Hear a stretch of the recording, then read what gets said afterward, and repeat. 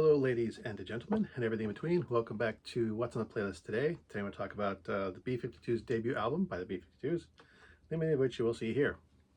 The B-52s formed when Claire Wilson, her brother Rick Wilson, and three of their friends decided to jam after drinking a volcano bowl. For those of you who don't know, it's basically a bowl with a giant rum punch in it that they basically polished off and decided to jam together.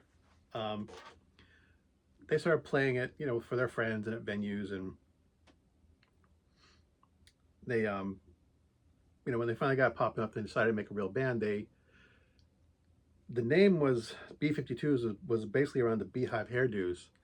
It's the name of of a Beehive hairdo specific style, where it was shaped like a B-52 bomber cone, and the girls wore massive wigs. Occasionally with the beehive hairdos. Anywho, they released a single for the song Rock Lobster. It was actually very successful. Wound up getting a record contract. The song got lots of traction.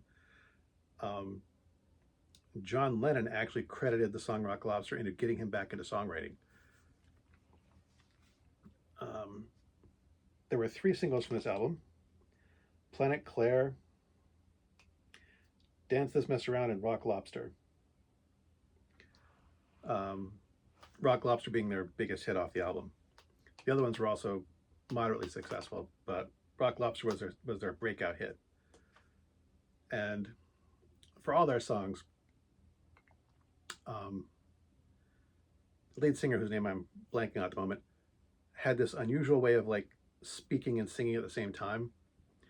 And actually the rest of the band did that too. They didn't, the girls would sing background noises like oohs and ahs and things, but the basic lyrics of the songs were basically spoken sung. There's a German word for it. I can't pronounce it. The band is this weird mix of surf music and punk music and new wave. And it's just this bizarre blend. And the band also tended to dress and perform. It's called thrift shop style, which basically means they dress like they bought their clothes at a thrift store. They dress in cheap trashy clothes because they can't afford anything else, which at the time the band formed was probably true. A new band coming up on the scene. And another thing that helped them in their popularity is that the lyrics were unusual. Rock Lobster, there goes a dogfish chased by a catfish. Here comes this, watch out, here comes a sea piranha.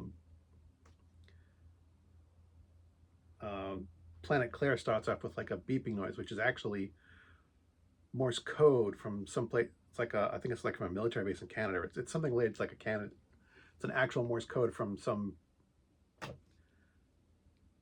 place in Canada that they actually use it. Dance This Mess Around starts off slow and just kind of builds into the lead singer is female. She's just screaming. Why won't you dance with me? I'm not no Limburger. The lyrics and the beat is so unusual, matching with the weird lyrics and the unusual composition of the music and stuff. It's not the type of thing you would think would be popular, even during the early to mid 70s when did this come out? I guess it was released 79, so maybe not that. I thought this came out earlier than that. I really do. Because I remember songs from their second album as well being on the radio and thinking I was younger when that came out than I would have been when this came out. But maybe I'm remembering wrong. But who knows? This is kind of one of those albums that middle schoolers buy because everyone's buying them. Growing up, I've mentioned I didn't have a lot of money, but also the fact that the very small town that I grew up in didn't have a record store. there was a small department store, a locally owned, family owned department store that had a record bin that had like enough for maybe like 30 or 40 albums to sit in it, and that was all we had, that vinyl.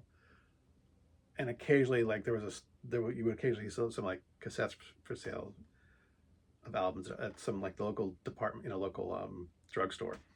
That was our selection for music there. You had to drive literally 25 miles to find a record store, a real record store. So, basically until I moved out of the house and moved to the big city of Portland, Maine, I really had very limited access to music that I could purchase. I listened to radio 90% of the time because that's all I had the option for. But this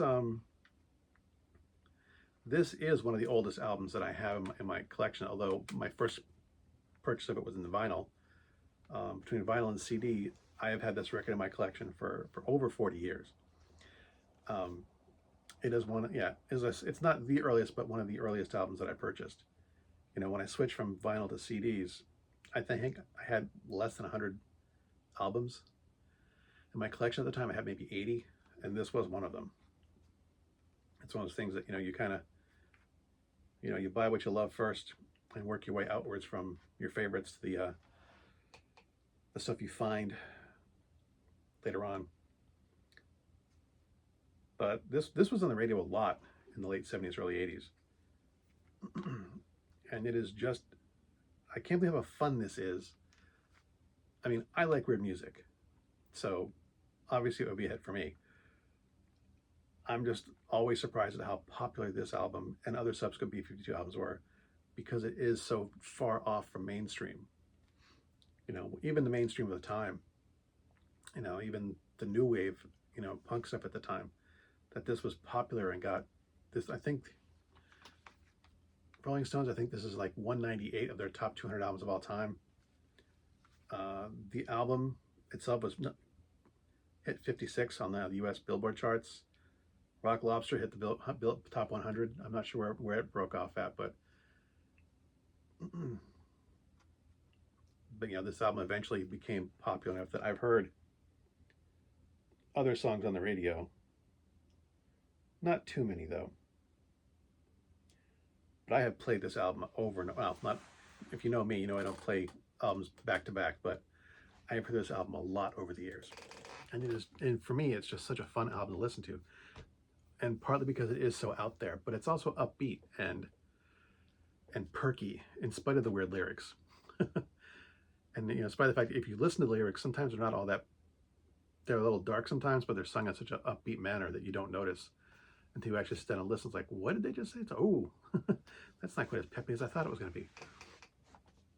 Yeah, B-52's debut album is a solid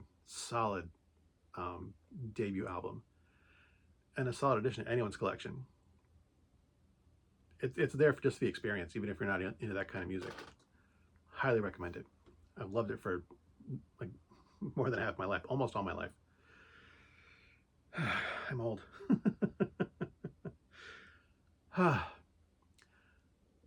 As always, thanks for watching. As always, my stuff is crap. And until next time, good hunting.